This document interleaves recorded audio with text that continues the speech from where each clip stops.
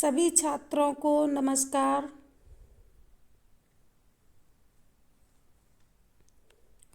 आज के जो टॉपिक है वो है लॉट्रेक का, तुलुज लॉट्रेक।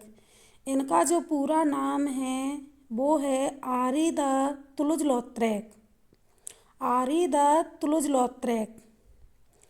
और आरी द तुलुज लॉट्रेक का जो समय काल है वो है 1864 ईस्वी से 1901 ईस्वी तक। वीडियो देखने से पहले सभी छात्रों से निवेदन है कि चैनल को सब्सक्राइब एंड लाइक करें और वीडियो देखने के बाद कमेंट करके बताएं कि ये वीडियो आपको कैसा लगा। चलो शुरू करते हैं। आरी द तुलुज लॉट्रेक। आरी द तुलुज लॉट्रेक का जो समय काल है वो है 1864 ईस्वी से 1901 ईस्वी तक।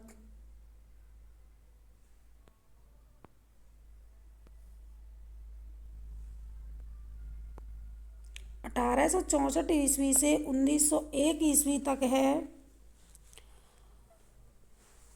अब इनका जो जन्म है इसके बारे में आपको बताते हैं। देखो, लॉट्रेक जी का जन्म हुआ था, वो जन्म हुआ था 24 नवंबर 1864 ईस्वी को अल्वी फ्रांस में हुआ था। इनका जो जन्म 24 नवंबर 1864 ईस्वी को अल्वी फ्रांस में हुआ था और ये बहुत ही अमीर ख़ानदान से थे।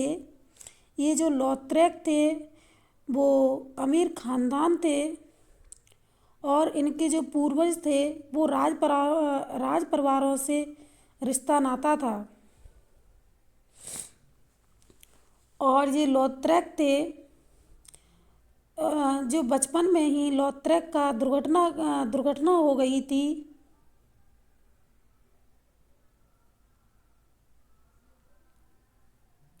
और ये दोनों जो इनकी जो दुर्घटना हो गई थी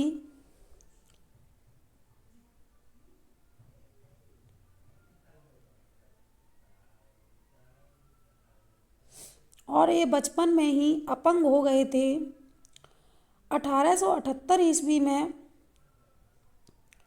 फर्श पर गिरने से उनकी एक टांग में चोट आई और 15 महीने बाद जब पहली टांग का इलाज हो रहा था फिर ऊंचाई से गिरने से दूसरी टांग में चोट आ गई। पहले 1878 ईस्वी में ऐसा हुआ था कि ये फर्श पर गिर गए थे और इनकी टांग में चोट आ गई थी बचपन में ही, और इसके 15 महीने बाद ही वो पहली टांग का जब इलाज हो रहा था तब फिर ये ऊंचाई से गिर गए थे और दूसरी टांग में भी चोट आ गई थी। इनका जो शारीरिक जो शरीर से बहुत ही दुर्लभ थे।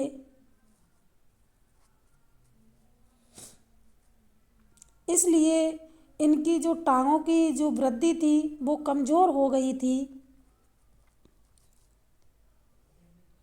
और ये अपंग पूछा जाता है अपंग कलाकार कौन है, तो ये लॉट्रेक ही है, अपंग कलाकार हैं ये।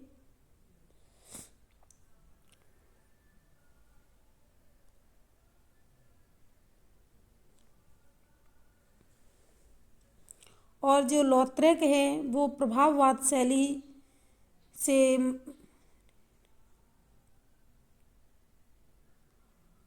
लेकिन ये भी है जो इनकी पूर्णतः शैली को हम प्रभाववाद शैली भी नहीं मान सकते, लेकिन ये प्रभाववाद शैली में ही आते हैं।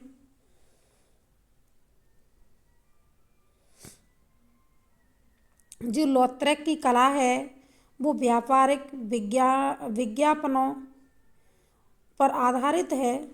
इन्हीं का प्रभाव पड़ा है। जो लॉट्रेक की कला पर प्रभाव पड़ा है वो व्यापारिक और विज्ञापन कला का ही प्रभाव पड़ा है। Question number 3।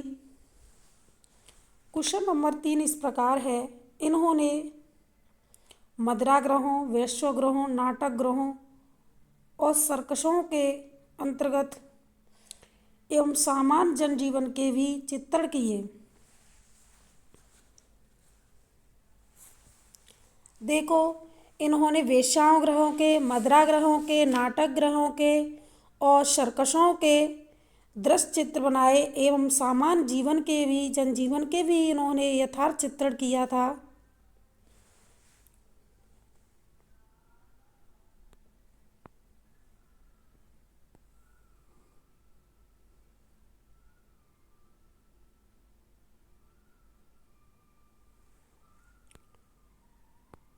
क्वेश्चन नंबर 4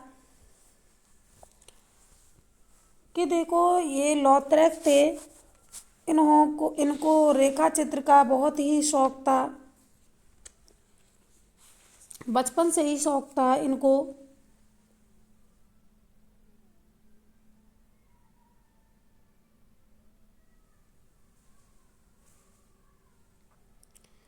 और इन्होंने जो उम्र की 10वें साल तक इन्होंने रेखा चित्र पुस्तिका में जानवरों, जब ये 10 साल के हो गए थे तब इन्होंने रेखा चित्र पुस्तिका में इन्होंने जानवरों, आदमियों और नावों के बहुत से चित्र बनाए थे। बचपन में ही, आयु 10 साल की उम्र में भी चित्र बनाए थे।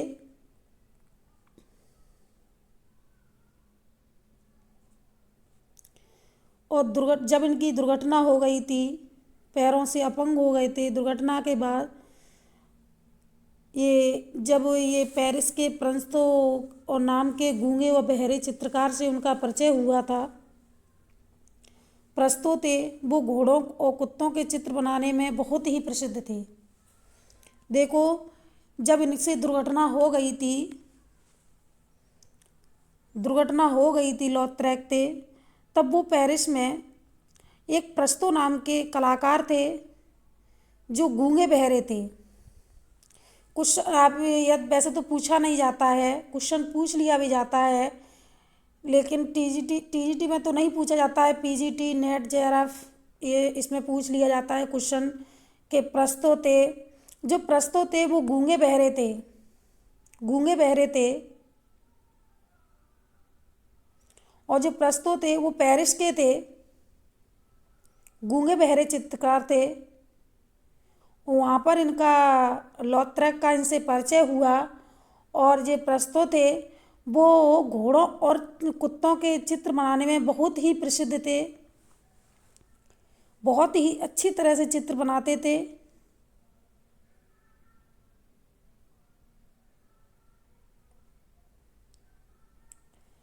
और ये भी है कि ये अब आगे बढ़ते हुए चलते हैं। क्वेश्चन नंबर 5, 1889 ईस्वी में उन्होंने एक दृश्य चित्र बनाया था, मूल रूज द मदिरालय। ये लॉथरेक का बहुत ही प्रसिद्ध चित्र है, 1889 ईस्वी का मूल रूज द मदिरालय।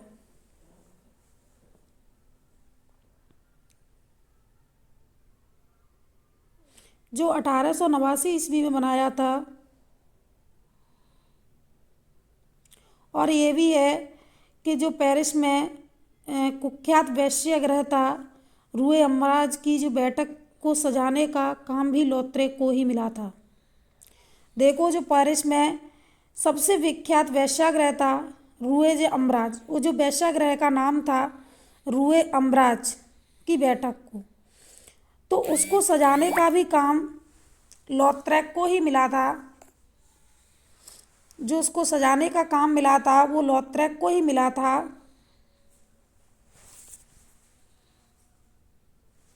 और 1889 ईस्वी में के आरंभ में उन्होंने वेश्याओं के काफ़ी तादाद पर चित्र भी बनाए थे। और 1894 ईस्वी में उन्होंने वेश्यागृह रूए द मूल के दृश्य चित्र बनाए। 1894 ईस्वी में इन्होंने वेश्यागृह के रूए द मूल के दृश्य चित्र भी बनाए थे।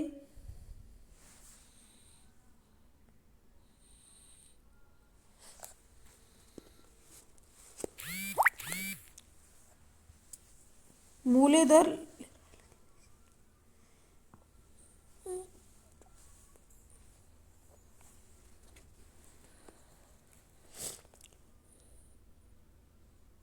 देखो 1888 में बना हुआ उनका एक चित्र है सर्कस दी फर्नांडो।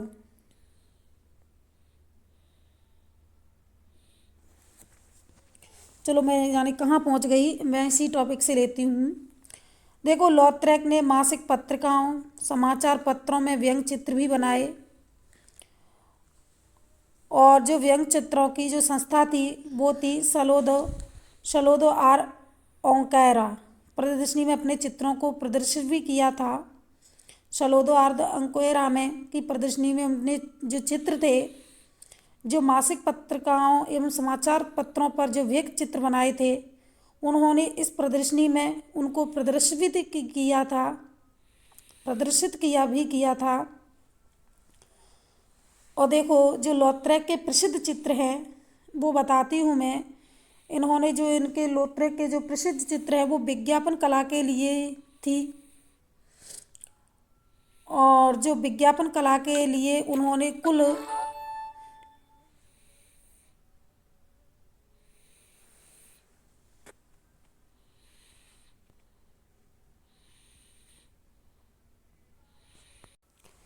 विज्ञापन कला के लिए उन्होंने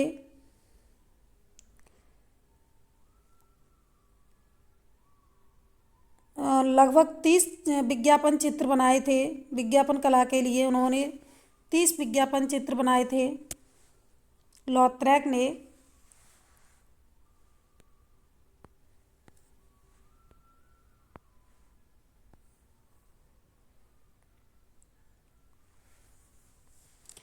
जो 30 चित्र बनाए थे उनके पेरिस के बगीचे में जॉन आर्वेल के पूर्ण कृति चारों ओर से किया गया और यह चित्र 1893 ईस्वी में तेल रंग में बनाया था।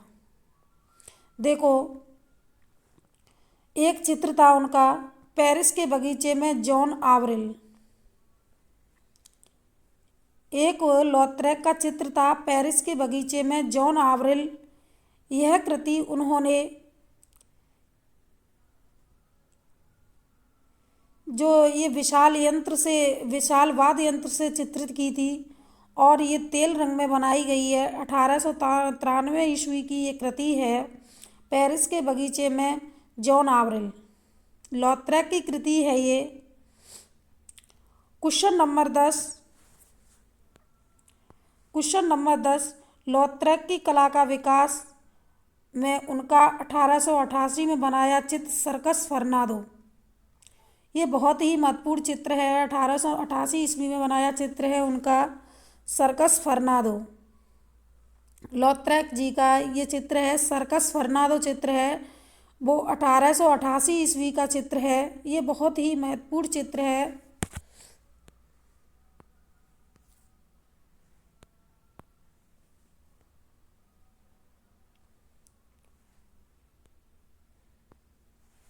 क्वेश्चन नंबर 11 ये पेरिस के बगीचे में एक चित्र और बनाया था जॉन आर्वेल का चित्र। देखो एक पेरिस के बगीचे में उन्होंने जॉन आर्वेल का चित्र बनाया था। ये बहुत ही उत्कृष्ट चित्र है, बहुत ही महत्वपूर्ण चित्र है। इस चित्र में नृत्यिका जॉन आर्वेल की पूर्णाकृति के चारों ओर से लेकर एक विशाल वाद्य यंत्र चित्रित किया है। इस चित्र में नृत्यिका जॉन आर्वेल है, एक नृत्यक जॉन आर्वेल है, ये एक नृत्यिका है। इसकी जो पूर्णाकृति बनाई गई है इसके चारों ओर से एक विशाल वाद्य यंत्र बनाया गया है जिसके जो अपने हाथों से वाद्य का बेतुका और मानी पहरा नीचे के दाईं ओर कोने में बनाया गया है।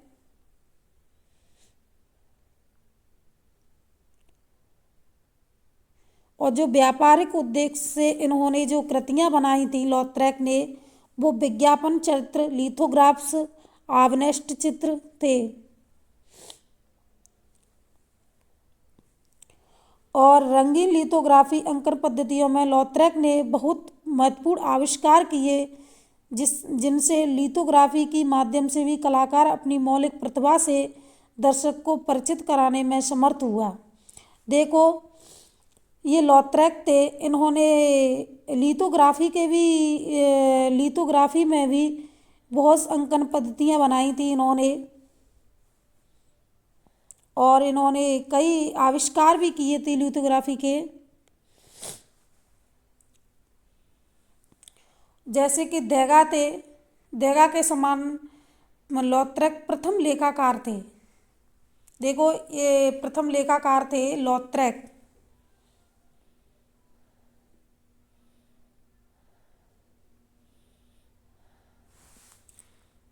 अब मैं आपको इसको शुरू से समझाती हूँ।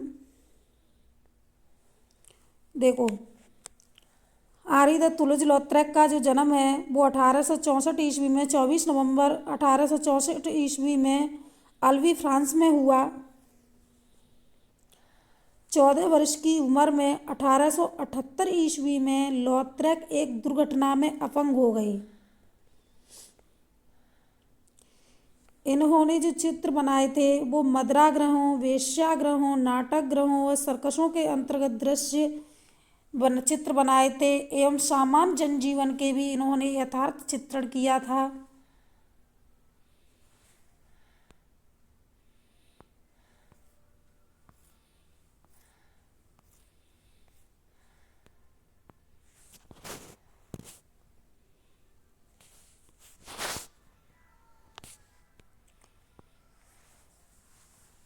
और जो लॉथरेट को रेखा चित्र का बहुत ही शौक था और आयु के 10वें साल तक इन्होंने रेखा चित्र पुस्तिका में कई जानवरों, आदमियों, नावों के बहुत सारे रेखा चित्र भी बनाए थे।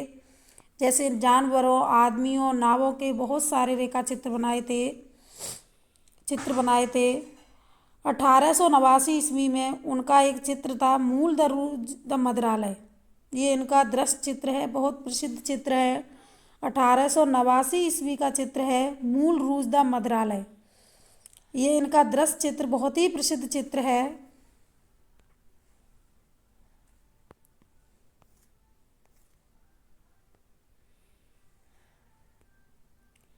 क्वेश्चन नंबर 6 इस प्रकार है।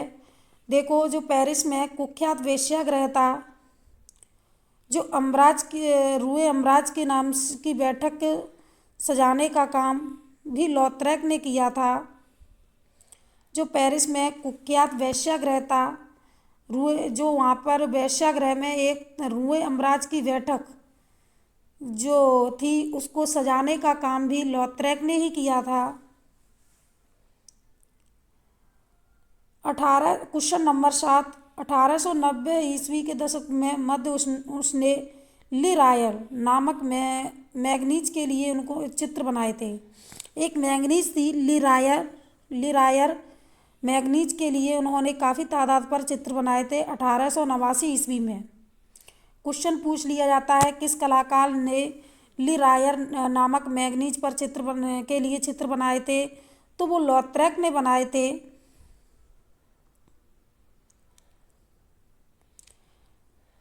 क्वेश्चन नंबर 8, लॉथरेट ने मासिक पत्रिकाओं, समाचार पत्रों में व्यंग्य चित्र भी बनाए थे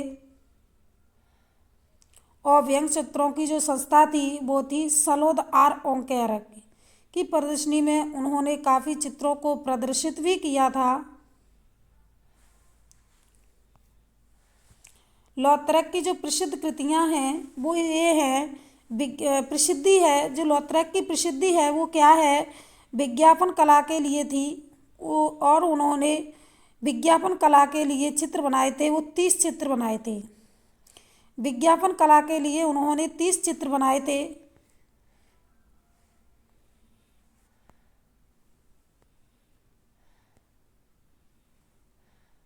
देखो, विज्ञापन कला के लिए जो उन्होंने चित्र बनाए थे वो 30 चित्र बनाए थे। 30 चित्र बनाए थे। ये क्वेश्चन पूछ लिया जाता है कि किस कला का वो लॉथरेट ने विज्ञापन कला के लिए कितने चित्र बनाए थे, वो 30 चित्र बनाए थे।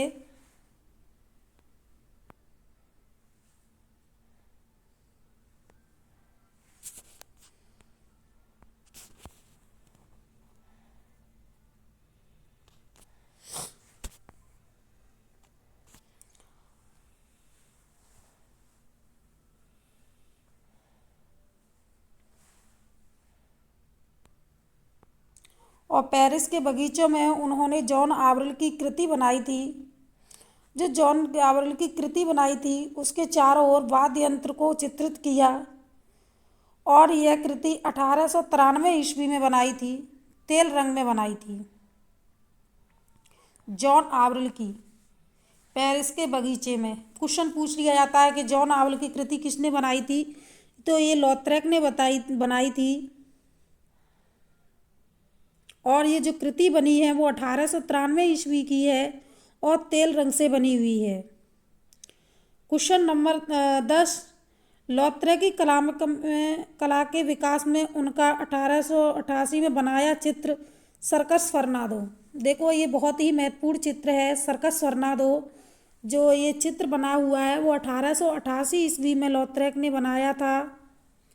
सर्कस फर्नांडो जो ये चित्र है वो 1888 ईस्वी का है। सर्कस फर्नांडो 1888 ईस्वी का। आगे चलते हैं।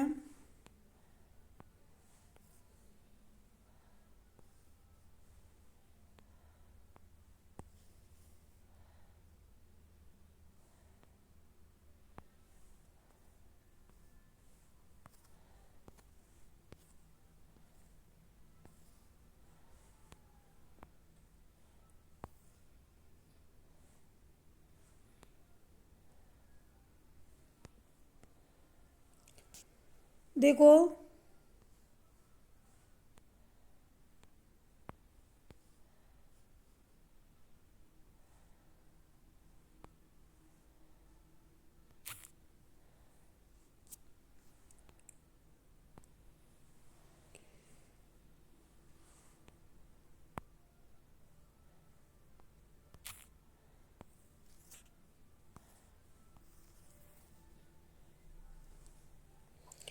ग्यारहवां क्वेश्चन इस प्रकार है कि जो ये 11वां क्वेश्चन है वो देखो ये बता ही दिया है कि पेरिस के बगीचे में जॉन आर्वल की इन्होंने महत्वपूर्ण उत्कृष्ट कृति बनाई थी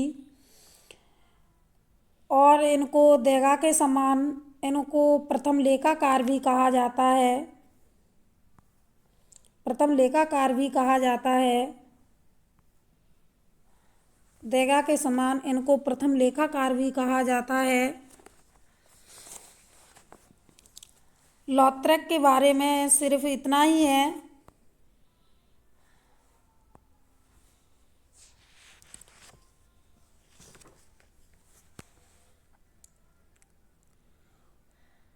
और तत्पश्चात हाँ ये भी बात है कि ये रेखाकार थे फिर रंगाकार हो गए थे।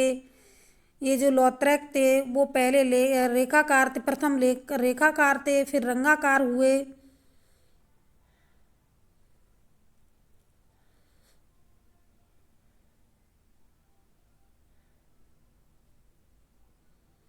और इतना ही है, इनके बारे में मैंने आपको ये बता ही दिया है।